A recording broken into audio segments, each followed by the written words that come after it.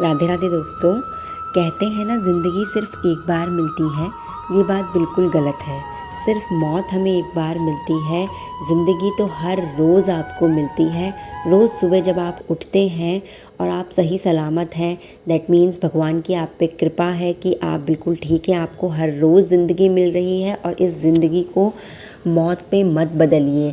अगर आप कुछ प्रोडक्टिव नहीं कर रहे हैं, आप अपने सपनों के लिए कुछ नहीं कर रहे हैं, तो हर दिन एक मौत के बराबर होता है। हर दिन हमें ऐसा फ़ील होता है कि हम किसी काम के नहीं हैं। तो अपनी ज़िंदगी को ज़िंदगी बना के रखिए, खुश रहिए और आगे बढ़ते रहिए। चाहे वो आगे आप कछुए की चाल से ही क्यों ना बढ़ें, धीरे धीरे, लेकिन आपको आगे बढ़ना ज़रूर है। आपको ऐसा नहीं कि एक दिन बहुत अच्छे से काम किया, अच्छे से पढ़ाई की और दूसरे दिन बिल्कुल भी नहीं की, तो ये काम आपको बिल्कुल भी नहीं करना है। आपको चाहे धीरे धीरे कछुए की चाल से ही हो, आगे ज़रूर बढ़ना है।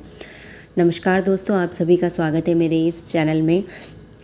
और आज सुबह की शुरुआत वही सुबह 5 बजे से हो गई थी और ये सुबह 11 बजे के आसपास का टाइम है जब मैंने अपनी बेटी को स्कूल भेज दिया था। और सुबह मैं अभी पढ़ाई कर रही हूँ और मैं अभी करंट अफेयर्स पढ़ रही हूँ। जो भी मैंने करंट अफेयर्स जनवरी, फरवरी, मार्च के बनाए हैं तो मैं उनको याद कर रही हूँ, क्योंकि ये नोट्स तो मैंने बना लिए थे, तो मैं दोबारा से अच्छे से रिवाइज़ कर रही हूँ कि जिससे मुझे ये प्रॉपर याद रहें। और उसी के साथ मेरी तैयारी ठीक ठाक चल रही है। आई होप आप सबकी भी तैयारी अच्छी चल रही होगी।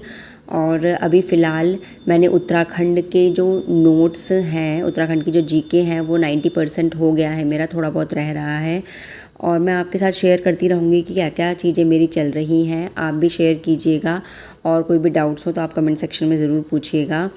और मेरा जो मेन मोटिव यही है कि सिर्फ आप यूं ही बैठे ना रहें, आपको आगे बढ़ना है। उसके लिए आप अपना 100% दीजिए। जितना आप कर सकते हैं उतना करिए, क्योंकि खाली बैठने से कोई भी आपकी कद्र नहीं करेगा।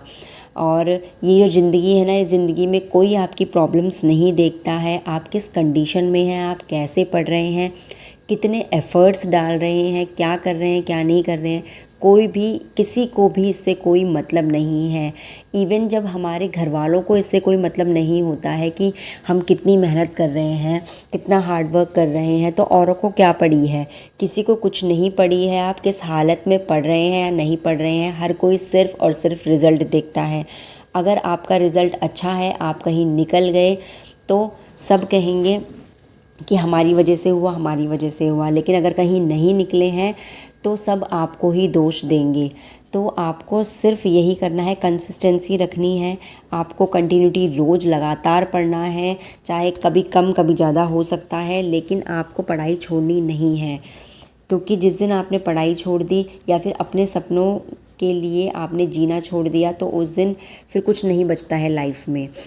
तो और सबसे पहली चीज़ यही कि मैं भी कोई एक्सपीरियंस, मेरे पास भी एक्सपीरियंस है, बस मैं कोई सफल व्यक्ति नहीं हूँ अभी।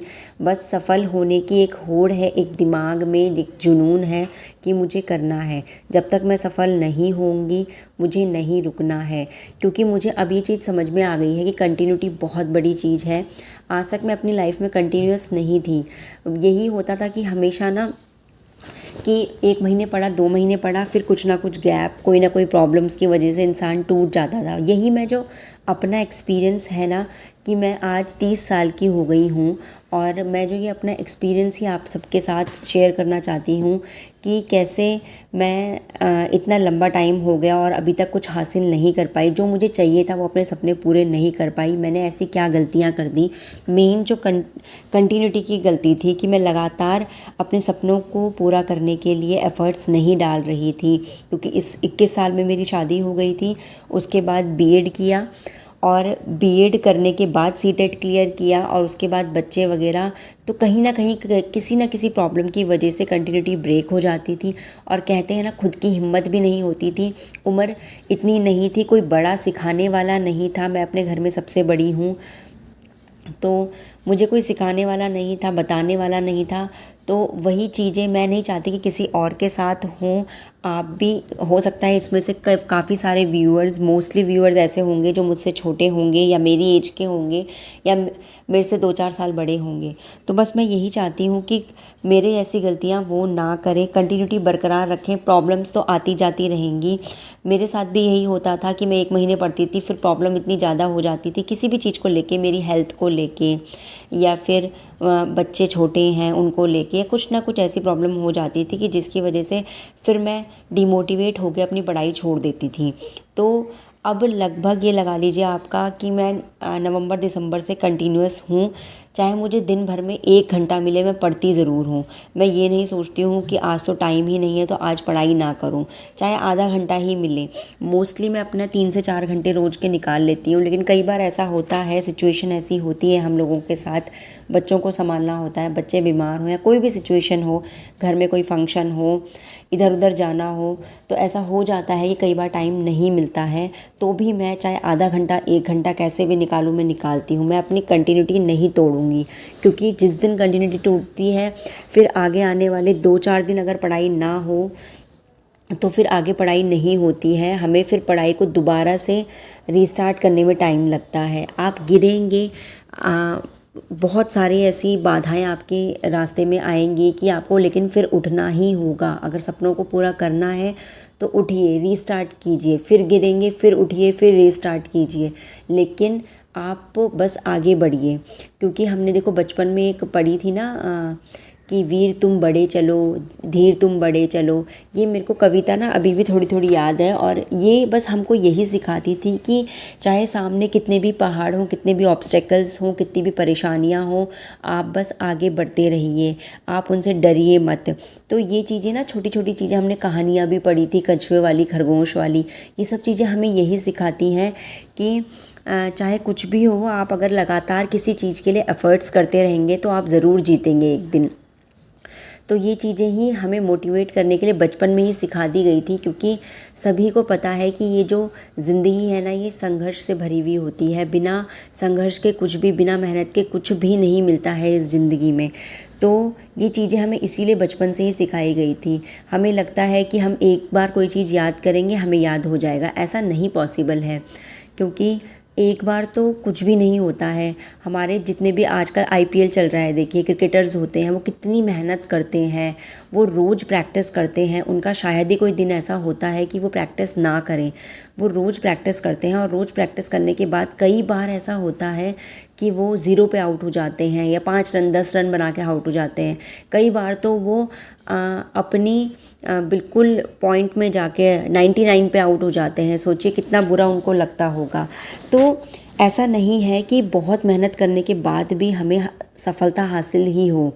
इतनी मेहनत जब वो करते हैं, रोज़ प्रैक्टिस करते हैं, तब भी कई बार 0 पे या 5-10 रन पे आउट हो जाते हैं, लेकिन वो फिर खेलना तो नहीं छोड़ देते ना, फिर भी वो आगे बढ़ते रहते हैं। तो ऐसा ही हमें भी करना है, हमें खेलना नहीं छोड़ना है। यही हमारा खेल है, पढ़ाई ही हमारे लिए खेल होना चाहिए। इसे खेल खेल में पढ़िए, एंजॉय करके पढ़िए, इसको बिल्कुल भी बर्डन मत समझिए। जिस दिन से आप इसको बर्डन समझने लग जाएंगे तो फिर ये भी आपको बर्डन ही समझेगी, टाइम ऐसे ही निकल जाएगा। आपको बार बार याद करनी है चीज़ों को बार बार जितना आप करेंगे, क्योंकि ज़िंदगी ना प्रैक्टिस से ही चलती है। देखिए रोटी बनाना भी हमने ना एक ही बार में नहीं सीख लिया था, ये भी हमें जब प्रैक्टिस करा हमने धीरे धीरे तो ही गोल रोटी बनाने आई, नहीं तो पहली बार में कुछ भी नहीं आता है। पहली बार में आप ये मत सोचिए कि मैंने आज ही पढ़ाई स्टार्ट की है और 2-3 महीने बाद जो फर्स्ट वैकेंसी हो उसी में मैं निकल जाऊँ। तो टाइम लगेगा, हर चीज़ को, अच्छी चीज़ होने में टाइम लगता है और अच्छी आदतें बनने में भी टाइम लगता है। धीरे धीरे सब कुछ पॉसिबल होगा, बस आप धैर्य रखिए। धैर्य एक बहुत बड़ी चीज़ है, उससे आप मत भागिए।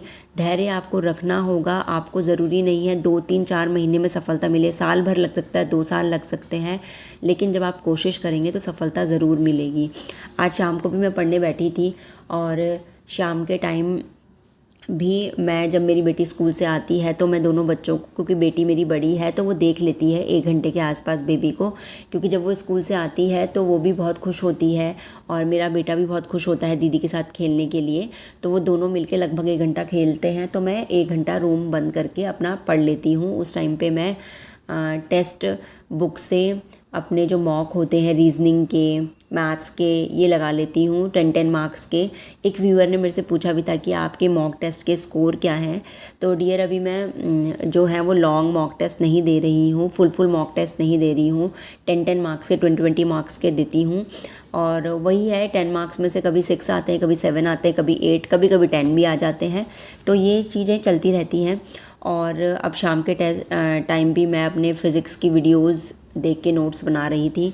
तो ये सारी चीज़ें बहुत इंपॉर्टेंट है, लाइफ में यूँ ही चलती रहेंगी। एक व्यूअर ने ये भी पूछा था कि अगर कोई लोग हमसे जलते हैं तो उसके लिए क्या किया जाए। तो सबसे पहली बात कि अगर आपसे कोई जलता है दैट मीन्स वो आपका शुभचिंतक तो नहीं है, क्योंकि जो आपका अच्छा सोचेगा, आपका भला सोचेगा, वो कभी भी आपसे जलेगा नहीं। और अगर आपसे कोई जलता है दैट मीन्स वो आपकी किसी ऐसी चीज़ से जलता है जो उसके पास नहीं है, और दैट मीन्स आप उससे आगे हो इसीलिए आपसे जल रहा है। तो अगर आप उससे आगे हो किसी भी चीज़ में और अगर आपसे कोई जल रहा है, आपको पता है कि आपसे कोई जलता है, तो उसके ऊपर बिल्कुल भी ध्यान मत दीजिए, अपना टाइम वेस्ट वहाँ पे बिल्कुल भी मत कीजिए। मैं ये नहीं कहूँगी कि उसको और जलाइए, आप किसी का बुरा नहीं कर रहे हैं। तो आप बस अपने सपनों को लेकर आगे बढ़िए, उसको छोड़ दीजिए, इग्नोर कीजिए ऐसी चीज़ों को, क्योंकि लाइफ में ऐसी बहुत सारी चीज़ें होती हैं कि अगर हम इन छोटी छोटी चीज़ों पे ध्यान देने लग गए ना, तो फिर हम अपना जो मेन फोकस है ना वो खो देंगे। तो अगर आपको पता है कि कोई आपसे जल रहा है दैट मीन्स वो आपका शुभचिंतक नहीं है, उससे दूरी बना के रखिए, इन चीज़ों को इग्नोर ही करिए।